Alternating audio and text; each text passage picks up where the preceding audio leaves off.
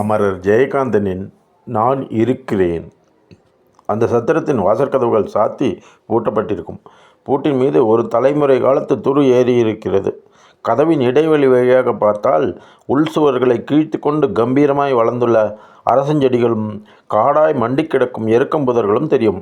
சத்திரத்துக்கு எதிரே, அதாவது சாலையின் மறுபுறத்தில், 4 புறமும் படித்துறையுள்ள ஆழமில்லாத குளம். குளத்திற்கு அப்பாலும் குளத்தைச் சுற்றிலும் செழிப்பான நஞ்சை நிலப்பகுதி. வரப்பினூடே நடந்து ஏறினால் சற்று தூரத்தில் ரயில்வே லைன் மேட்டுப்பகுதி. ரயில்வே லைனுக்கு மறுபுறம் இந்த பக்கம் செழித்து தலை காட்டி கொண்டிருக்கும் பயிர்களை வளர்த்ததன் பெருமை என்னுடையது தான் என்று அலறி அடித்து சிலு சிலுக்கும் ஏரி நீர்ப்பரப்பு கண்ணு கட்டிய தூரம் பறந்து கிடக்கிறது. அதுக்கப்புறம் ஒன்றுமில்லை, வெறும் தண்ணீர் தான். தண்ணீர் பரப்பின் கடைக்கோடியில் தான் வானம்தான். தண்ணீரும் வானமும் தொட்டு கொண்டிருக்கிற இடத்தில் நிலாவின் பெருவட்டம் மங்கிய ஒளியை ஏரி நீரில் கரைத்து மிதந்து கொண்டிருக்கிறது. நிலவு மேலே ஏற ஏற அதன் உருவம் குறுகி சிரித்தது, ஒளி பெருகி பிரகாசித்தது. ஒரு கோடியில் எழுந்து ரயில்வே லைன் மேட்டின் மேலேறிய நிலவு வீசிய வெளிச்சம் மறுகோடியில் சத்திரத்து திண்ணையில் உட்கார்ந்து உணவறிந்து கொண்டிருந்த அந்த வியாதிக்கார பிச்சைக்காரனின் புத்தம் புதிய தகர குவளையின் மீது பட்டு பளபளக்க அதன் பிரதிபிம்பம் அவன் முகத்தில் வீழ்ந்தது. திண்ணையில் அவனை தவிர வேறு யாரும் இல்லை. அவன் அந்த தனிமையிலும் தகர குவளையில் ஊறி கிடந்த ரசத்து வண்டல் சோற்றிலும் லயித்து தன்னை மறந்த மகிழ்ச்சியுடன் பாடிக்கொண்டே ஒவ்வொரு கவலமாய் சாப்பிட்டான். அவன் பார்வை நிமிர்ந்து நிலவில் பதிந்திருந்தது. வாய் நிறைய சோறுடன் அவன் பாடுவது தெளிவாக ஒலிக்கவில்லை. கேட்கத்தான் அங்கு வேறு யார் இருக்கிறார்கள்? தகரக்குவலையை வழித்து நக்கி சுற்றிலும் இறைந்து கிடந்த பருக்கைகளை ஒவ்வொன்றாய் பொறுக்கி விரலோடு சேர்த்து உறிஞ்சி சாப்பிட்டானதும் தனது விரல்கள் குறைபட்ட 2 கைகளாலும் தகரக்குவலையை இடுக்கி எடுத்துக்கொண்டு சாலையின் குறுக்காய் குளத்தை நோக்கி நடந்தான். கால் விரல்களுக்கு பிடிப்பு இல்லாததால் குதிகால்களை அழுந்த ஊன்றி தாங்கித்தான் அவனால் நடக்க முடியும். குளத்தின் மேல் படியில் காலில் இருந்த கான்வாய் நனையாமல் நின்று கொண்டு தகரக்கோலையை அலம்பி ஒரு கோலை தண்ணீரை குடித்தான். தண்ணீரை மடக்கென்று குடிக்கும்போது அவசரத்தில் குவளைக்கும் வாழ்க்கையுமிடையே 2 பக்கத்திலும் தண்ணீர் வழிந்து அவன் மேலிருந்த கோட்டின் காலரை நனைக்கவே அவசரமாக தண்ணீரை தட்டிக்கொண்டே கோட்டின் மார்பு பையில் இருந்த பீடியையும் நெருப்பு பெட்டியும் எடுத்து வேறு பைக்கு மாற்றிக்கொண்டான். மேலேறி வந்த பிறகு தகரக்கோலையை கீழே வைத்துவிட்டு நின்று ஒரு பீடியை பற்ற வைத்து கொண்டான். புகையோடு சேர்த்து திருப்தியுடன் ஏப்பமிட்டுமாறு அவன் முனகி கொண்டான். நல்லாத்தான் இருக்கு என்று வாய்விட்டு முனகி கொள்ளும் போதே மனசில் என்ன நல்லா இருக்கு என்ற கேள்வியும் பிறந்தது. எல்லாம் தான். தோ அந்த நிலா, அந்த குளம், அடிக்கிற காற்று, குடிக்கிற தண்ணி, பசி, சோறு, தூக்கம் எல்லாம் தான். வாழ்க்கை ரொம்ப நல்லா இருக்கு. பீடி சுகம் ஒன்று போதுமே என்று நெருப்பு கனிய புகையை வாய் நிறைய உயிழ்த்து ஊதினான்.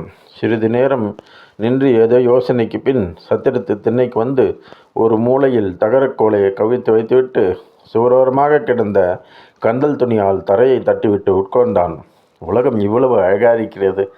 இதை பார்க்குற என் மனசு ரொம்ப சந்தோஷப்படுது. ஆமாம், எல்லா பொருளும் பார்த்தவங்க மனசை சந்தோஷப்பட வைக்கும்போது நான் என்னை பார்த்த உடனே ஒவ்வொருத்தர் முகத்திலும் ஏற்படுற மாற்றம் இருக்கே.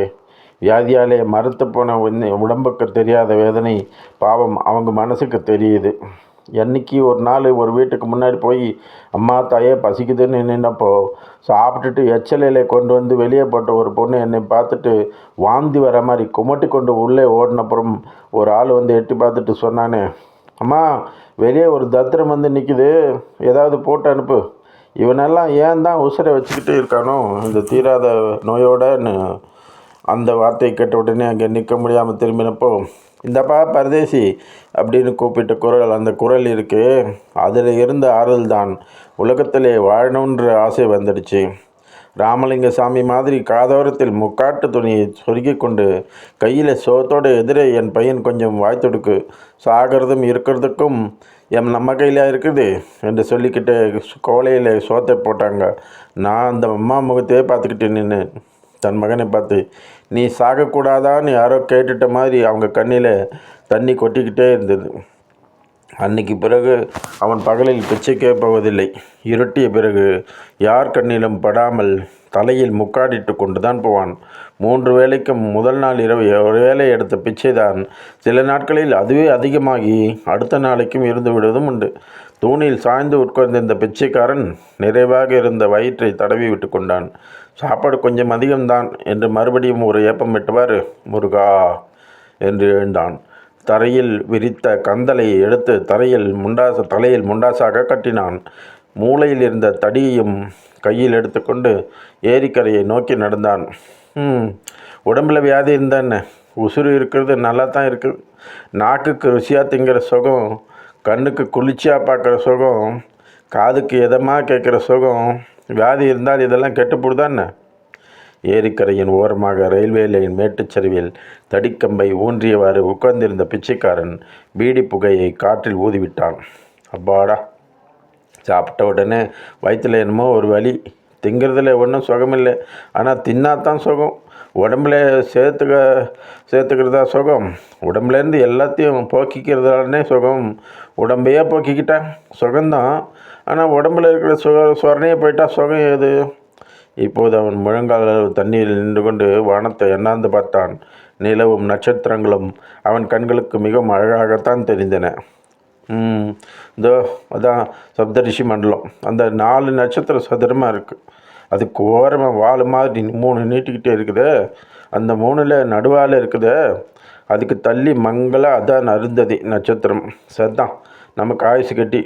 அருந்ததி தெரியுத அம்மா அஞ்சலுவா எல்லாருக்கும் தெரியுமா என்ன? அது லேசாக எழுதி கழிச்சிட்ட மாதிரி புள்ளி மானத்தில் இருக்கா, இப்போ கண்ணில் இருக்கான்னு கண்ணை கசிக்கிட்டு எங்கேயும் இல்லைன்னு சொல்லிவிடுவாங்க பல பேர். அருந்ததியை பார்த்தவனுக்கு 6 மாதத்துக்கு சாவு இல்லைன்னுவானுங்க. நில ஒளியில் வளர்த்து கொண்டிருக்கும் ஏரி நீரில் புரண்டு எழுந்து குளுமை பெற்று வரும் தென்றல் காற்று அந்த வியாதிக்காரனின் உடலையும் தழுவத்தான் செய்தது. நீரின் அலைகள் சின்னஞ்சிறு கால்கள் சலங்கை அணிந்து சதிராய் நடந்து வருவது போல தரையில் மோதி மோதி தத்தளிக்கும் இனிய நாதத்தை அவன் செவிகளும் கேட்டன. கரையோரத்தில் அடர்ந்து வளர்ந்திருந்த காட்டுப்பூக்களின் நெடுமிக்க போதை மனம் அவனது நாசியையும் துளைக்கத்தான் செய்தது.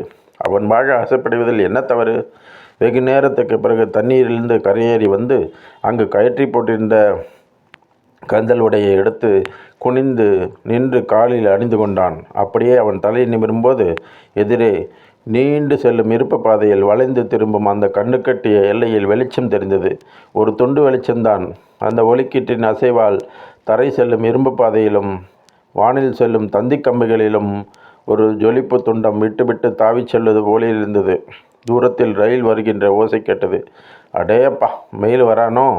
மணி 12 ஆயிடுச்சு அதுக்குள்ளே என்று தண்டவாளத்தை கடப்பதற்காக கைத்தடியை சரிவில் ஊன்றி தடுமாறி ரயில்வே லைன் மேட்டின் மீது ஏறும்போது தூரத்தில் நீண்டு செல்லும் இருப்பு பாதையின் வளைவு திரும்பும் கண்ணுக்கட்டிய தூரத்தில் 2 அடி உயரத்துக்கு வெள்ளி புள்ளியாக அசைகின்ற உருவம்.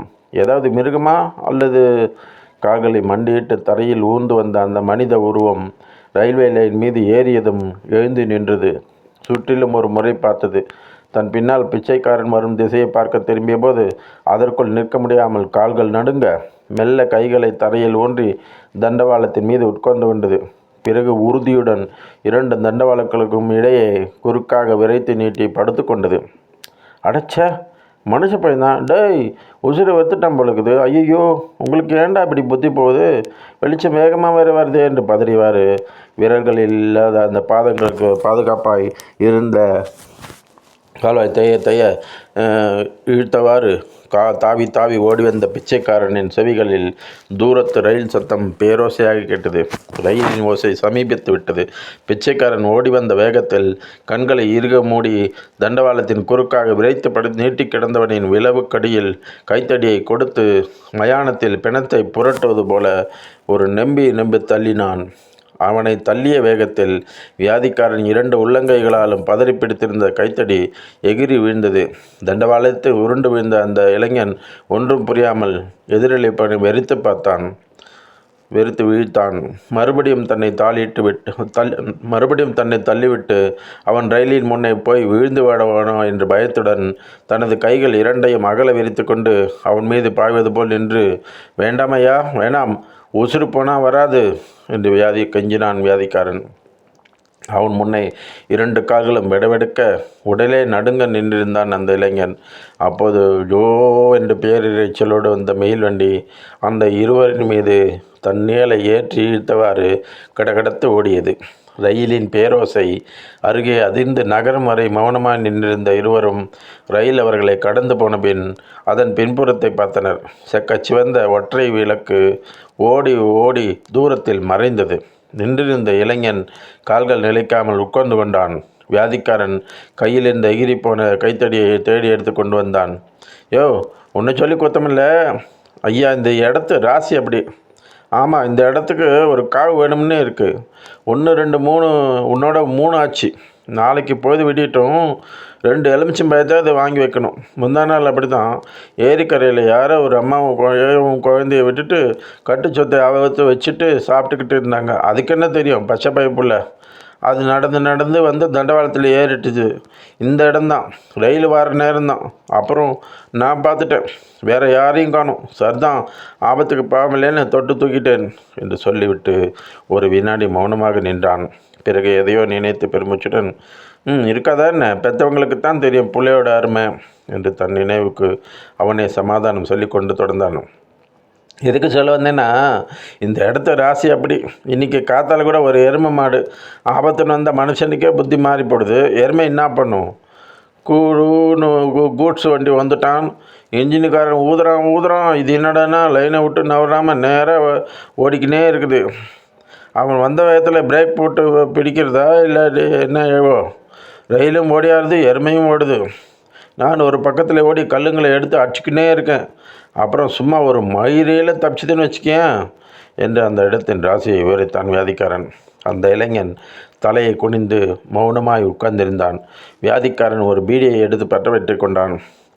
நான் ஒருத்தன் இந்த பக்கம்தானே சுற்றிக்கிட்டு இருக்கேன். இப்போ என்னடானா, ஏதாவது ஆடு கீடு வந்து நிற்குதோன்னு ஓடி அந்த நல்ல வேலை ஒரு மனுஷனை சாவிலேருந்து தடுத்தாச்சு. நாமளா தடுக்கிறோம்? உனக்கு இன்னும் ஆசை இருக்குதுப்பா. என்னமோ தடுக்கணும்னு இருக்குது, தடுத்தாச்சு.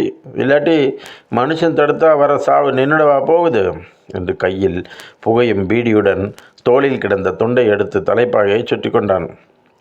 பிறகு மண்ணில் தலை குனிந்தவாறு காலை மடக்கி போட்டு உட்கார்ந்திருந்த அந்த இளைஞனை மௌனமாக உற்று பார்த்தான். அவன் மிகவும் அழகாக இருந்தான். நல்ல நிறம், தலைமயிர் நிலா வெளிச்சத்தில் கருகருவென பலபத்தது. வெள்ளைப்புள்ளிகள் சற்று 8 முழ வேஷ்டி உடுத்தியிருந்தான். அவன் தன்னை போல் பரமையோ பிச்சைக்காரனோ வியாதிக்காரனோ அல்லவென்றே தோன்றியது. வறுமையோ பட்டினியின் கொடுமையோ அந்த இளைஞனிடம் தெரியவே இல்லை. பின் எதற்காக தற்கொலை செய்தவர்கள் வந்தான் என்று தெரிந்து கொள்ள துடித்தது வியாதிக்காரனுக்கு. சத்தான், எந்திரிச்சு வாயா, தோ அங்கே சத்தத்தை திண்ணையில் போய் குந்து. அப்புறம் இந்த சத்தனம் இருக்கே என்று பேசிக்கொண்டே நடந்து திரும்பி பார்த்த பிச்சைக்காரன் அவன் இன்னும் எழுந்திருக்காமல் தூரத்தில் உட்கார்ந்திருப்பவனை கண்டான். என்னையா குந்திக்கினே இருக்கிற? இனிமேல் அடுத்த ரயில் காத்தால 6 மணிக்கு வடக்கே போகிற பாஸில் தான், வா போகலாம். உலகத்தில் மனுஷன்னு பிறந்துட்டா கஷ்டமும் இருக்கும் சுகமும் இருக்கும். கஷ்டத்துக்கு பயந்து செத்துட்டா சுகத்தை அனுபவிக்கிறது யார்? கஷ்டத்தை பார்த்து சீர்க்கணுமையா? ஏன்னா கஷ்டம் வருதுன்னா பின்னாடி சுகம் காத்துக்கிட்டு இருக்குதுன்னு அர்த்தம்.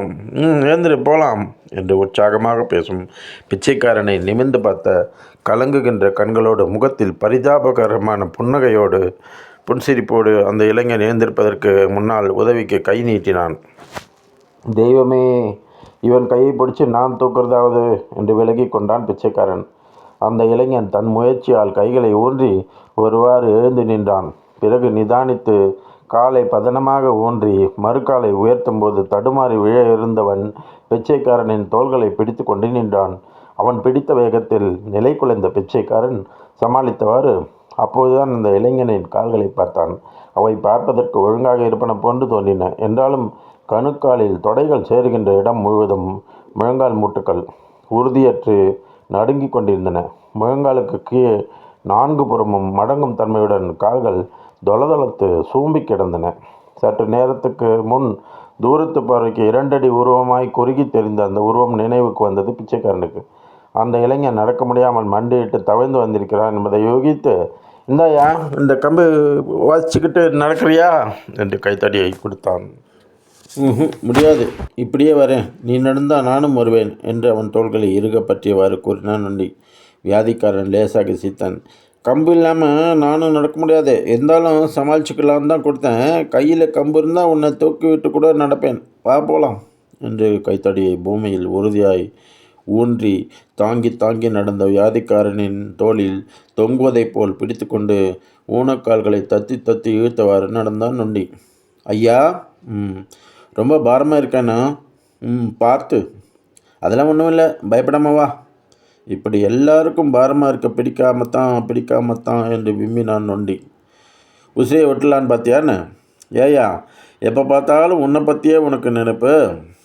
என்னால் எல்லாருக்கும் கஷ்டம்தான். அவர்கள் இருவரும் தட்டு தடுமாறி போய்க் கொண்டிருந்தார்கள். நொண்டியும் வியாதிக்காரனும் நிலா வெளிச்சம் இறங்கி கொண்டிருக்கும் தென்னையில் படுத்திருந்தனர். வியாதிக்காரன் பாதி படுத்தும் பாதி படுக்காமலும் தூணில் சாய்ந்து கால்களை நீட்டிக்கொண்டு பீடி புகைத்து கொண்டிருந்தான். பீடி குடிக்கிறியாயா? வேண்டாம், பழக்கம் இல்லை என்று குப்புறப்படுத்தியிருந்த நொண்டி பதில் சொன்னான். திடீரென்று குப்புற கிடந்த முகத்தை திருப்பி வியாதிக்காரனை கேட்டான் நொண்டி. கஷ்டத்துக்கு அப்புறம்தான் சுகம்னு சொன்னியே, எனக்கு இனிமேல் ஏது சுகம்? சுகமே வராதுன்னு தெரிஞ்சும் எதுக்கு நான் இருக்கணும்? சுகமே வராதுன்னு முடிவு சொல்கிறதுக்கு நீ யாருப்பா? கஷ்டம் வரப்போகுதுன்னா நீயா முழுக்கிட்டே சொன்னேன். அது திடீர்னு வந்த மாதிரி இதுவும் வராதா? அதெல்லாம் அவன் பார்த்து சொல்லணும் என்று வானத்தை நோக்கி புகையை ஊதினான் பிச்சைக்காரன். வியாதிக்காரனுக்கே தான் சொன்ன பதில் நொண்டியின் மனச்சமாதானத்துக்குத்தான் என்று தெரிந்தது. சாகப்படாது ஐயா, அதான் ஒரு நாளைக்கு எல்லாரும் சாக போகிறோமே, அது வரைக்கும் இருந்து தான் சாவோமே என்று சமாதானமாக கூறினான். அது சரி, நீ பாட்டுக்கு சாகத்துக்கு வந்துட்டியே, உனக்கு தாய் தகப்பன் குடும்பம்னு ஒன்றும் இல்லையா? என்ன மாதிரி அனாதையா என்றான் வியாதிக்காரன். அம்மா என்று பெருமூச்சிட்டவாறு எழுந்து உட்கார்ந்த நொண்டி சில நொடிகள் மௌனமாய் தலை குனிந்து விட்டு விம்மி அழ ஆரம்பித்தான். வருத்தப்படாதே ஐயா என்று ஆறுதல் கூறினான் பிச்சைக்காரன். முகத்தை துடைத்து கொண்டு சொன்னான் இளைஞன். அதோ தெரியுது பாரு என்று ரயில்வே லைனுக்கு நேரே வரிசையாக தெரியும் சில வீடுகளின் கொல்லைப்புறத்தை காட்டி, அங்கே தான் எனக்கு வீடு. அம்மா இருக்காங்க, தம்பி இருக்கான். தம்பிக்கு கல்யாணமாகி குழந்தைங்கள்லாம் கூட இருக்குது. என்னால் தான் யாருக்கும் உதவியும் இல்லை, சந்தோஷமும் இல்லை. நான் வயிற்றில் ஜனத்திலேருந்து எங்கள் அம்மா என்னை சுமந்துக்கிட்டே இருக்காங்க. அம்மாவுக்கு ஒரே நம்பிக்கை, எனக்கு கால் வந்துடணும். எப்போ பார்த்தாலும் தம்பிக்கிட்ட அந்த டாக்டரை பார்க்கணும், பணத்தை வாங்கிட்டு டாக்டர்களை பார்த்துட்டு தான் மிச்சம். அவன் என்ன பண்ணுவான்? வர தம்பியும் குடும்பஸ்தனாகவே மாறி பிள்ளைங்களும் பொண்டாட்டியும் ஆனப்புறம் நான் ஒரு சுமையாக இருக்கிறதா எனக்காக அம்மாவும் தம்பியும் தினமும் சண்டை போட்டுக்கிறாங்க. தம்பி கோவத்தில் என்னை நொண்டின்னு சொல்லிட்டான். அம்மா ஓன்னு அழுதுட்டாங்க என்று நொண்டி சொல்லும்போது வியாதிக்காரன் மனசில் ராமலிங்கசாமி மாதிரி காதோரத்திலே முக்காட்டு துணியை சொருகி கொண்டு பரதேசின்னு கூப்பிடும் அந்த குரலும் முகமும் தோன்றின. நீட்டிய கால்களின் முழந்தால் புன்றுகளை பிசைந்து கொண்டே சொன்னான் நொண்டி. நேற்று ஏதோ ஒரு நாட்டு வைத்திய இந்த மாதிரி குறையெல்லாம் தீர்த்து வைக்கிறாருன்னு யாரோ சொன்னாங்க. அம்மா கையில் இருந்த காசை முந்தானதில் முடிச்சுட்டு வாடான்னு சொல்லி உசிரை வாங்கி என்னை அழைச்சிட்டு போகிறப்ப நான் என்ன பண்ணேன்னு சொல்லு. சரின்னு சொல்லி அம்மா தோளில் தொத்திட்டு போனேன். அந்த வைத்தியம் இருக்கிற இடம் 4 மைல் இருக்குது. பஸ்ஸில் தான் போனோம். அம்மா ஆசையில் வழக்கம் போல் இல்லாமல் ஒரே தடவையில் மண் விழுந்துட்டுது. என் காலை பார்த்துட்டு முடியாதுன்னுட்டான். இவன் ஒன்றும் வைத்தியம் இல்லைடா, நல்ல வைத்தியம் இல்லை, ஊரை ஏமாத்துறோன்னு என்னை அழைச்சிக்கிட்டு பஸ் ஸ்டாண்டுக்கு வந்துட்டாங்க அம்மா. பஸ்ஸில் ஒரே கூட்டம். ஒரு நிமிடம் பேச்சை நிறுத்தி கண் கலங்க எங்கேயோ பார்த்தவாறு வெறித்த விழிகளுடன் நெஞ்சில் பெருகி தொண்டையில் அடைத்த துயரை விழுங்கினான் நொண்டி. அவன் வாழ்வின் மீது கொண்ட வெறுப்புக்கெல்லாம் ஏதோ அந்த நிகழ்ச்சி ஒரு காரணமாக அமைந்து அவனை சாவின் பீடத்துக்கு கொண்டு வந்து தள்ளியதோ அந்த நிகழ்ச்சி மனசில் தெரிந்தது. அதை மனசால் பார்த்து கொண்டே வியாதிக்காரன் உயர்த்தான் நொண்டி. அந்த காட்சி வெள்ளிப்புள்ளை புடவை உடுத்தி முக்காடிட்ட அந்த வயோதிக தாயின் தோலை பற்றி தன் உடலின் முழு பாரத்தையும் அவள் மேல் சுமத்தி கொண்டு, கட்டாள பருவன், யாரோன்னு சொன்னான்னு நம்பின்னு வந்தேன். இவன் ஒன்றும் வைத்தியம் இல்லை, பில்லி சூன்யம் வைக்கிறவன். நீ கவலைப்படாதே கண்ணா, நான் உன்னை அடுத்த மாதம் வேலூர் மிஷன் ஆஸ்பத்திரிக்கு அழைச்சிட்டு போய் என்று ஏதோ சொல்ல வரும்போது அவள் தோள்களில் நெற்றியை தேய்த்து கொள்வது போல் கண்ணீரை துடைத்து கொண்டே சொன்னான் மகன். எனக்கு காலில் என்று கவலை கூட இல்லைம்மா. நீ எனக்காக படுற சிரமத்தை பார்த்தா தான் ரொம்ப கஷ்டமாக இருக்குமா என்று விம்முகின்ற குரலோடு அவள் தோளில் நெற்றியை தேய்த்து கொண்டே இருக்கும்போது பஸ் வந்தது. கண்ணா, கெட்டியாக பிடிச்சிக்கோ, பார்த்து பார்த்து, இதோ இப்படி உட்காந்துக்கோ என்று மகனை சுமந்து இழுத்தவாறு பஸ்ஸில் அவள் ஏறுவதற்குள் முன்பக்கத்தில் டிக்கெட் கொடுத்து கொண்டிருந்த கண்டக்டர், ஆச்சா எவ்வளோ நாய் என்று அவசரப்படுத்தினான். ஒருவாறு சிரமத்திற்கு பின் பஸ்ஸில் ஏறியதும் எதிரிலிருந்த இருவர் உட்காரும் சீட்டில் மகனை பக்கத்தில் உட்கார்ந்து கொண்டு தான் உட்கார்ந்தாள் அம்மா. பஸ் போய்கொண்டிருந்தபோது அவனது தாய் சேலை தலைப்பில் இருந்த சில்லறை எடுக்கும்போது அவன் அகஸ்மாத்தாக திரும்பும்போது அவர்கள் சீட்டுக்கு மேலே இருந்த பெண்கள் என்ற வாசகம் அவன் கண்களில் பட்டது. அப்போது ஒரு பஸ் ஸ்டாப்பில் பஸ் நின்றது. அழகிய இளம்பொன்னுறுத்தி பஸ்ஸில் ஏறினாள். அவளை பார்த்தவாறே அருகில் வந்தான் கண்டக்டர். நோண்டி ஒரு வினாடி பெண்ணை பார்த்தான். அவளது இடத்தில் தான் உட்கார்ந்திருப்பதை உணரும்போது அவனது ஆண்மை உணர்ச்சி அவனுள் ரகசியமாக வதைப்பட்டு கொண்டிருக்கும். அதே சமயம் அதை கொல்லுவது போல் கண்டக்டரின் குரல் வைத்தது. இந்தாயா ஆம்ல, பொம்மநாட்டி நிற்கிறாங்க தெரியுதுல்ல. அந்த நொண்டி திடீரென்று கால்கள் வந்துவிட்டது போல் எழுந்து நின்றான். அவன் எழுந்த வேகத்தில் அந்த பெண் அந்த இடத்தில் உட்கார்ந்து கொண்டாள். எழுந்து நின்ற நொண்டியின் கால்கள் நடுங்கின. ஐயா ஐயா இந்த தாயின் பரிதாபமான குரல் கண்டக்டரையும் அந்த பெண்ணையும் பஸ்ஸில் உள்ள அனைவரின் கவனத்தையும் வைத்தது. இன்னொருவர் சொல்லித்தான் காதால் கேட்க பெறாத அந்த வார்த்தையை அவளே சொல்ல வேண்டிய நிர்பந்தம். ஐயா, அவன் நொண்டி ஐயா, நிற்க முடியாது ஐயா என்று சொல்லி கண்களில் ஓய்ந்த கண்ணீருடன் எழுந்து தன்னிடத்து காட்டி, கண்ணா நீ இப்படி உட்காந்துக்கடா என்று சொல்லும்போது தடுமாறி விழ இருந்த மகன் தாயின் தோலை பிடித்து கொண்டு சொன்னான், இல்லைம்மா, நான் நிற்பேன். உன்னால் முடியாதுடா கண்ணா என்று அந்த பெண்ணின் பக்கத்தில் மகனை உட்கார வைத்து அந்த தாய் நிற்கும்போது அந்த பெண் எழுந்து அவன் தாயிடம் மன்னிப்பு கேட்பது போல், நீங்கள் வேணால் உட்காருங்கம்மா என்று வற்புறுத்தி கெஞ்சினாள். கண்டக்டரின் முகம் அழுவது போல் மாறிவிட்டது. சார் மன்னிச்சுங்க, எனக்கு முதல்ல தெரியல சார் என்று நொண்டியிடம் குனிந்து சொன்னான். நொண்டி யாருக்கும் ஒன்றும் பதில் சொல்லாமல், யார் முகத்தையும் பார்க்காமல் பக்கத்தில் அமர்ந்திருந்த தாயின் பின்னால் ஒரு குழந்தையைப் போல் முகம் புதைத்து அழுகையை அடக்கி நெற்றியை அவள் தோளில் தேய்த்து கொண்டே இருந்தான். பஸ் போய்கொண்டிருந்தது. பஸ்ஸில் இருந்த எல்லோரின் அனுதாபம் அவன் நெஞ்சில் கனமேற்றி அவன் உயிரையே அறுப்பது போல நொண்டி சொல்லி கொண்டிருந்ததை எல்லாம் மௌனமாக கேட்டறிந்தவாறு இந்த வியாதிக்காரன் தன்னை பற்றி சிந்திக்க ஆரம்பித்தான். இவனுக்கு இன்னும் வயசு இருக்குது, வாழ்க்கை இருக்குது. இவனுக்கு ஒரு கஷ்டம்னா வருத்தப்படுறதுக்கு உதவி செய்யறதுக்குன்னு உறவுக்காரங்க இருக்காங்க. இவன் வாழணும்னு ஆசைப்படுறதுக்கு அவன் தாய் இருக்கா. இவன் நொண்டின்னு தெரிஞ்ச அன்பு காட்ட, அந்த பரிதாபப்பட்ட பிரியம் காட்ட உலகமே இருக்குது. இவன் எதுக்கு சாகணும் என்று ஆரம்பித்த மனம் தன்னை பற்றி எண்ணும்போது, எனக்கு யார் இருக்கா? எனக்கு ஒரு கஷ்டம்னா வருத்தப்படுறதுக்கு உதவி செய்யறதுக்கு உறவு இருக்கா? உறவுங்கள்லாம் உதறி தள்ளி எத்தனையோ காலம் ஆயிடுச்சு. நான் வாழணும்னு ஆசைப்பட்ட எவன் என்னை தவிர இந்தத்தன் உண்டா என்று எனக்கு அன்பு காட்ட, பரிதாபப்பட, பிரியங்காட்ட யார் இருக்கா? உலகமே வெறுத்து முகம் சுழிச்சு என்னை பார்க்குது என்றெல்லாம் எண்ணி மௌனமாய் உட்கார்ந்திருந்தான் வியாதிக்காரன். நொண்டியின் இமைகளை தூக்கம் அழுத்த அவன் கொட்டாய் விட்டான். அந்த சத்தம் கேட்டு வியாதிக்காரன் நொண்டியை பார்த்தான். இந்தாயா, நீ சாகக்கூடாது சொல்லிட்டேன். உனக்கு கால் இல்லைங்கிற நினைப்பினால தான் நீ கஷ்டப்படுற, மற்றவங்களையும் கஷ்டப்படுத்துகிற. நான் தான் சொல்கிறேனே, எனக்கு கால் இல்லாமல் மற்றவங்களுக்கு தான் பாரமாக இருக்கேனே என்று எங்கள் அம்மா வைத்தியனுக்குன்னு தம்பியை பணம் கேட்குறப்போ அவங்க 2 பேருக்கு என்னால் எவ்வளோ சண்டை, எவ்வளோ வருத்தம் என்று நொண்டி சொல்ல, குறுக்கிட்ட வியாதிக்காரன், ஆமாயா, நீ சதா நேரமும் உங்கள் அம்மா தோலையை பிடிச்சிக்கிட்டு தொங்கிக்கிட்டே இருந்தால் அப்படி தான் சண்டை வரும். கால் இல்லாட்டி போனால் என்னையா, கையால் இந்த உலகத்தையே வளைக்கலாமே. வாழறதுக்கு காலும் கையும் வேணாமையா, நல்ல மனசு தான் வேணும், அறிவு வேணும். மனுஷனோட அறிவு யானை காட்டிலும் சிங்கத்தை காட்டிலும் வலுவானது தெரியுமா? இல்லைங்கிறதுக்காக செத்து இருந்தால் மனுஷ ஜாதியே பூண்டத்து போயிருக்கும். கால் இல்லாட்டி என்னையா, அது இல்லாத குறையை மாற்றிக்கிட்டு எப்படி இருக்குதுன்னு யோசிக்க ஆரம்பித்தேன்னா, கால் இருக்கிறவங்களே காட்டிலும் நீ வேகமாக ஓட மாட்டியான்னு. மனுஷனுக்கு ரெக்கை இருந்தால் அவனும் பறந்துக்கிட்டே இருப்பான். ரெக்கை இல்லாதனால தானே விறுன்னு இப்போ ஏரோப்ளேனில் பறக்கிறான். இன்னும் வானத்திலே எங்கெங்கேயோ போய் என்னத்தையோ கண்டுபிடிக்கிறான். இல்லைன்னு சாவறதா? உங்கள் அம்மாவே தான் என் மகனுக்கு கால் இல்லாட்டின்னு எனக்கு என்ன என்னென்ன காரியம் பண்ணுறான்னு நினச்சி வைக்க வச்சுட்டேன்னா அவங்க ஏன் உன் தம்பிக்கிட்ட போய் வம்புக்கு நிற்க போகிறாங்க? நீ என்ன மாதிரி தீராத நோயாளியான்னு நானே வாழறப்போ நீ சாக போகிறேன்றியப்பா என்று சொல்லும்போது வியாதிக்காரனின் தொண்டை அடைத்தது. அவனது பேச்சால் வியாதிக்காரனின் நெஞ்சில் இருந்த வாழ வேண்டும் என்ற ஆசை, வாழ முடியும் என்ற நம்பிக்கை நொண்டியின் இதயத்தில் தொற்ற ஆரம்பித்தது. நொண்டி ஒரு புதியதோர் நம்பிக்கையுடன் தலை நிமிர்த்தி வியாதிக்காரனை பார்த்தான். வியாதிக்காரன் தொடர்ந்தான். நீ என்னமோ சொல்கிறியே, பஸ்ஸில் உன்னை எந்திரிக்க சொன்னான், அப்புறம் உட்கார சொன்னான்னு. அதுக்காக உன் மனசு கஷ்டப்பட்டது நியாயம்தான்.